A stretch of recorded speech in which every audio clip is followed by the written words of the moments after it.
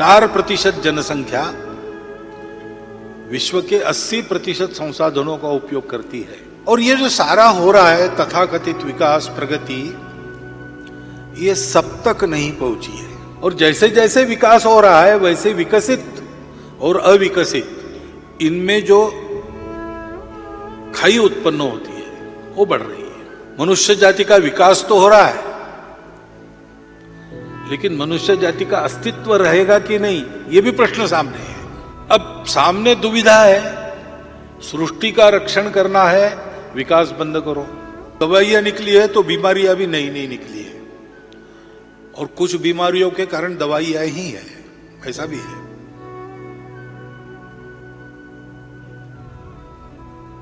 मनुष्य की प्रतिकार शक्ति कम हो गई। जो मनुष्य पहले सारी आबो हवा के उतार चढ़ाव पचा लेता था, वो आज बड़ा नाजुक हो गया है।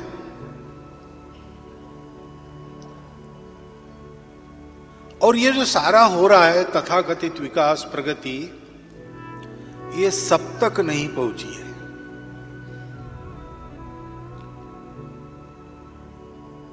तो एक पूरा वर्ग ऐसा है कि जिसके पास ये सब नहीं पहुंचा है।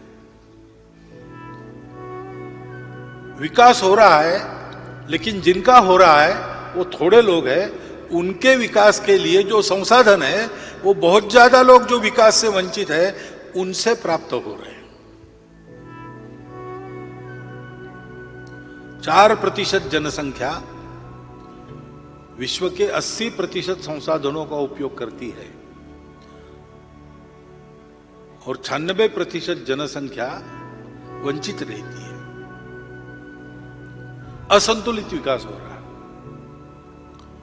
और जैसे जैसे विकास हो रहा है वैसे विकसित और अविकसित इनमें जो खाई उत्पन्न होती है वो बढ़ रही है। आज की चिंतकों की भाषा में कहे तो अमीर अमीर हो रहे, गरीब गरीब हो रहे। ये दुनिया की बात मैं कर रहा हूं। दुनिया के चिंतक इन बातों को बोल रहे हैं। मनुष्य जाति का विकास तो हो रहा है, लेकिन मनुष्य जाति का अस्तित्व रहेगा कि नहीं, यह भी प्रश्न सामने है। मनुष्य के विकास ने मनुष्य का पोषण करने वाली सृष्टि को ही खा लिया।